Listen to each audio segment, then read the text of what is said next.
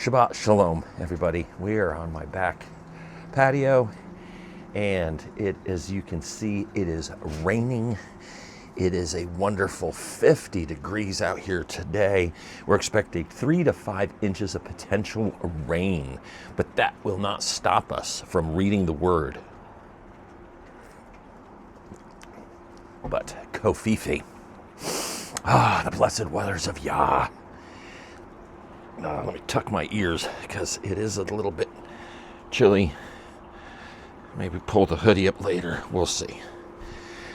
So last week we finished with 33.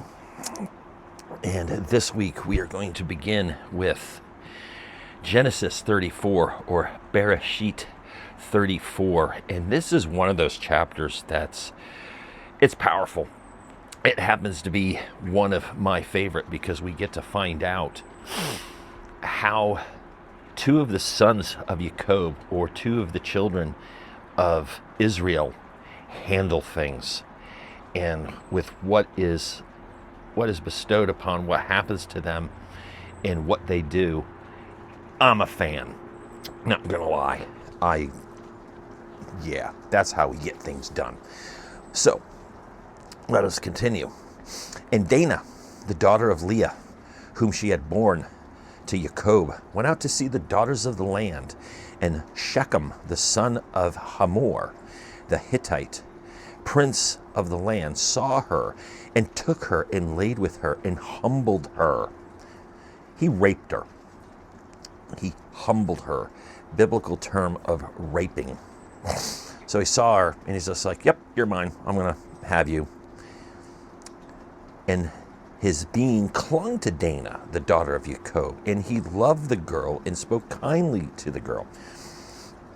Yeah, he's a scumbag. He raped her, but he was just, he's a D-bag. He just like, ooh, she's hot, she's gorgeous, I'm gonna take her.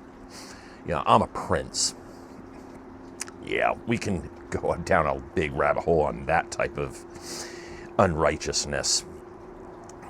And his being clung to Dinah, the daughter of Jacob, and he loved the girl and spoke kindly to the girl. And Shechem spoke to his father Hamor, saying, take this girl for me for a wife. And Jacob heard that he had defiled Dinah, his daughter. Now his sons were with livestock in the field, so Jacob kept silent until they came. And Hamor, the father of Shechem, went out to Jacob to speak with him. And the sons of Jacob came in from the field when they heard it. And the men were grieved and very wroth, because he had done a senseless deed in Israel by lying with Jacob's daughter, which should not be done. But Hamor spoke with them, saying, my son Shechem's being longs for your daughter. Please give her to us. Give us your daughters, and take our daughters for yourselves, and dwell with us, and let the land be before you. Dwell and move about it in all, and have possessions in it. And Shechem said to her father and her brothers, let me find favor in your eyes, and whatever you say to me, I give. So Shechem's like pleading with the brothers, look, I'll do anything. Yeah. We continue with Genesis 34:12. Ask of me a bride price and gift ever so high, and I give according to what you want, what you say to me. But give me the girl for a wife. But the sons of Jacob answered Shechem and Hamor, his father, and spoke with deceit. Oh, they're speaking with deceit. They're going to lie. They're not bearing false witness. They're going to lie. There is a slight difference. Some of you are like, no, there's not. Yes, there is a difference, bearing false witness and lying, because he had defiled Dinah, their sister. And they said to them, we are not able to do this matter, to give our sister to one who is uncircumcised, for that would be a reproach to us. Only on this condition would we agree to you, if you become as we are, to have every male of you circumcised. Then we shall give our daughters to you, and take your daughters to us, and we shall dwell with you, and shall become one people. But if you do not listen to us and be circumcised, we shall take our daughters and go. And their words pleased Hamor and Shechem, Hamor's son.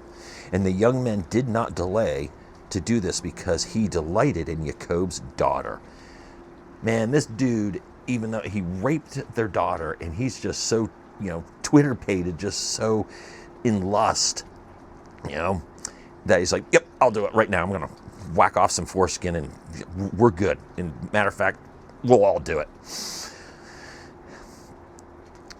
Let's go back, 34:19. And the young men did not delay to do this, because he delighted in Jacob's daughter. Now he was more respected than all the household of his father.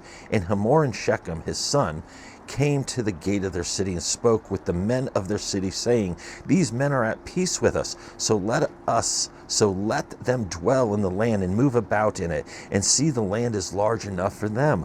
Let us take their daughters for us for wives, and let us give them our daughters. Only on this condition would the men agree to dwell with us, to be one people. If every male among us is circumcised as they are circumcised, their herds and their possessions and all their beasts, should they not be ours? Only let us agree with them, and let them dwell with us.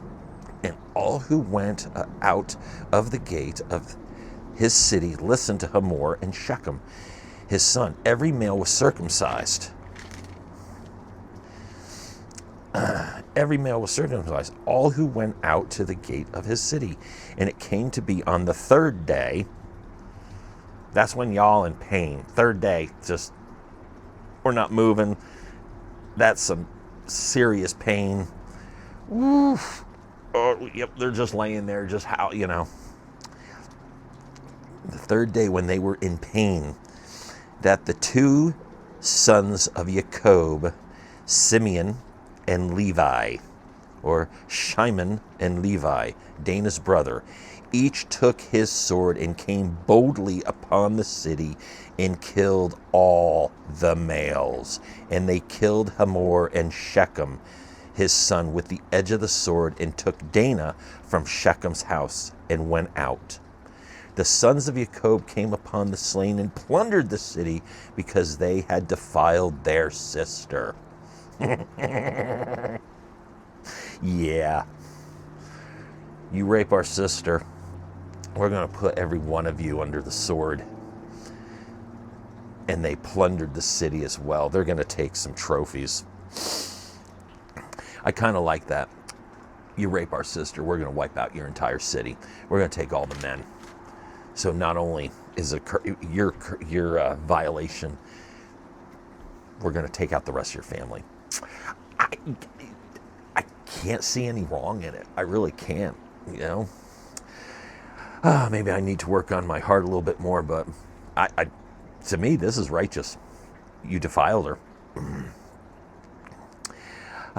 And we continue with 34:28. And they took their flocks and their herds and their donkeys, and that which was in the city and which was in the field, and all their wealth, and all their little ones and their wives they took captive.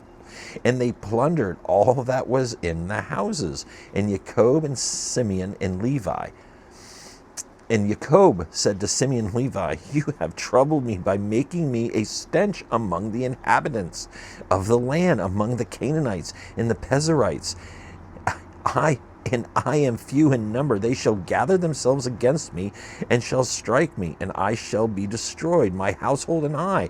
So Israel's sitting here going, dude, all these people are now going to come after us. We're small. They outnumber us. They kind of outnumber us, probably 100 to 1, probably 1,000 to 1. And he's like, oh, man, we're going to be slaughtered now because of you. And 34:31. But they said, should he treat our sister like a whore? So the sons are like, yeah, you can be scared, Dad, but should we actually let them treat our sister like a whore? They're defending the family, and they did quite a good job at that. Let us continue with 35. And Elohim said to Jacob, arise and go to Bethel, and dwell there, and make a slaughter place there to El, who appeared to you when you fled from the face of Esau your brother. And Jacob said to his household and to all who were with him, put away the foreign mighty ones that are among you, and cleanse yourself, and change your garments. So they're going to get rid of all the foreign mighty ones. No false idols, no idolatry. We're getting rid of all this, these false gods. So, and then change your garments and bathe. You're going to wash your dirty butt. You're covered in blood. You're unclean. Oh, hey, we call that a baptism.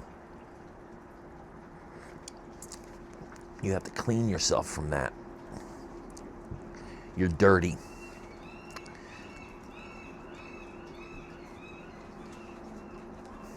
The boys. And change your garments.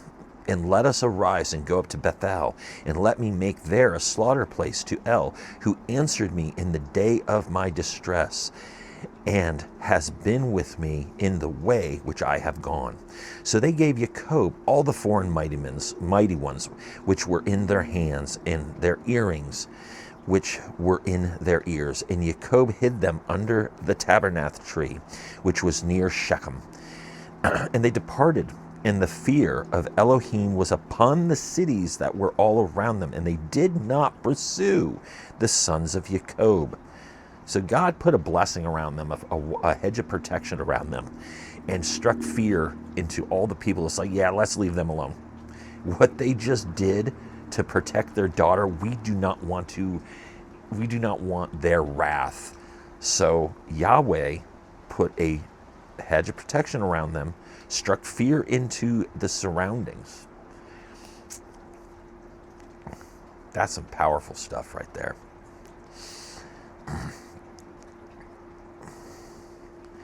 And we continue with 35:6.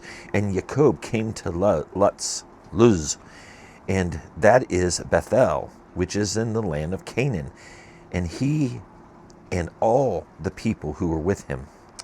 And he built there a slaughter place, and called the place El Bethel, because there Elohim appeared to him when he fled from the face of his brother.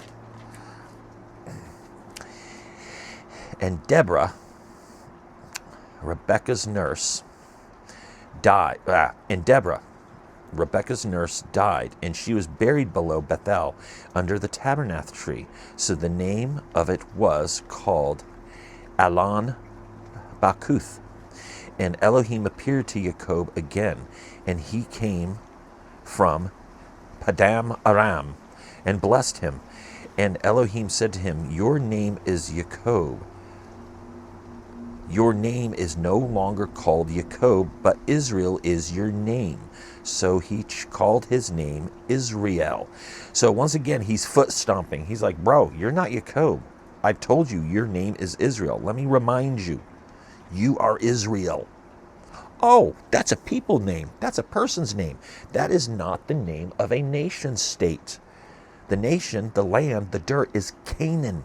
Israel is a people group. The 12 tribes of Israel.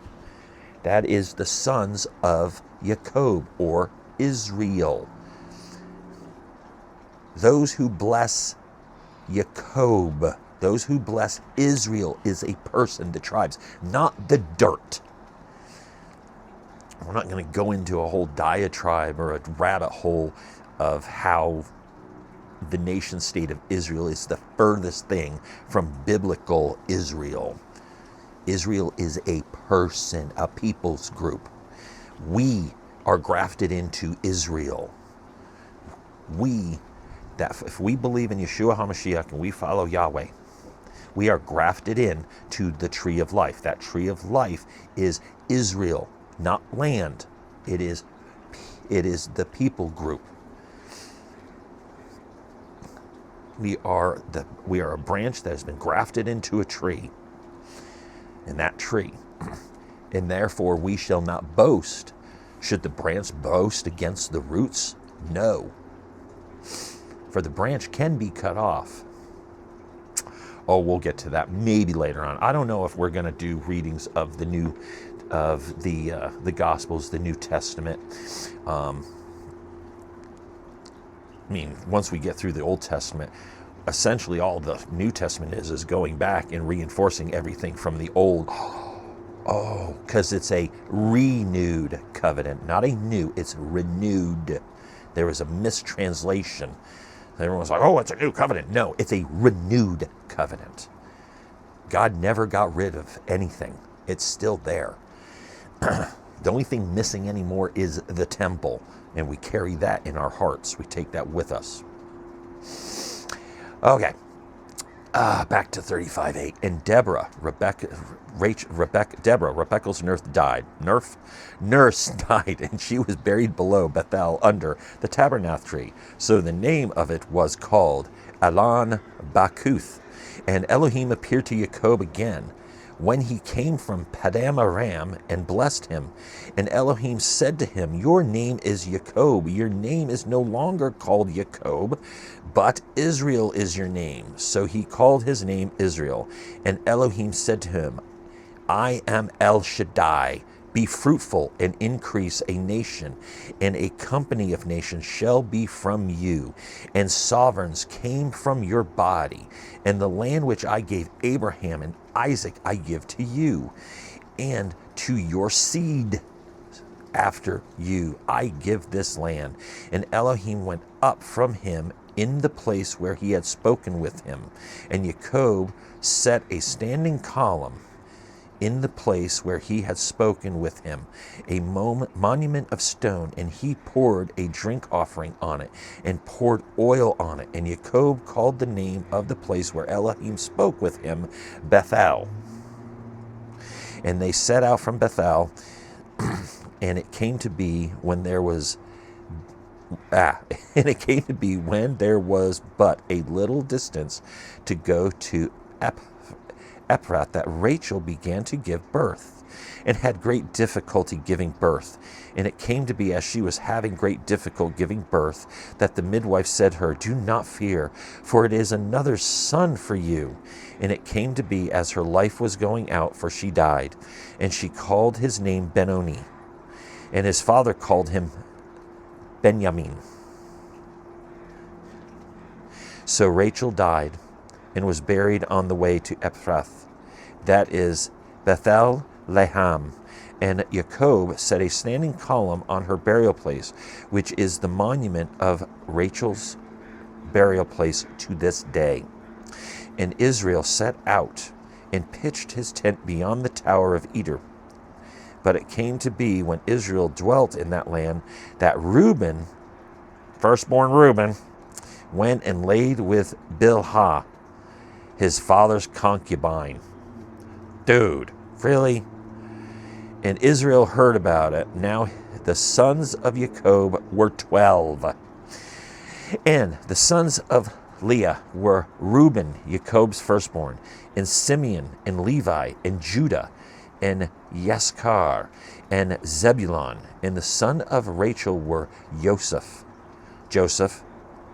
were Yusuf and Benjamin. Joseph and Benjamin. And the son of Bilhah, Rachel's female servant, were Dan and Naphtali. We ain't gonna talk about Dan right now. Dan gets schwacked. We'll get to that later on. Dan. And the sons of Zilpath, Leah's female servant, were Gad and Asher. These were the sons of Jacob who were born to him in Padam Aram. And Jacob came to his father Isaac at Mamre, or Quirith Arab, that is Hebron, where Abraham and Isaac had sojourned. And these are the days of Isaac. Sorry. And the days of Isaac were 180 years. So Isaac breathed his last. Isaac breathed his last and died. And he was gathered to his people, aged and satisfied in the days. And his sons Esau and Jacob buried him. And we will end there with 34 and 35, because 36 is begots. We're going to do some begots. And those of you that enjoy the begots, oh, blessings to you, because you are far better than I. However, we will end to this week's reading right before Genesis 36. And a lot to take in there. A lot to take in there.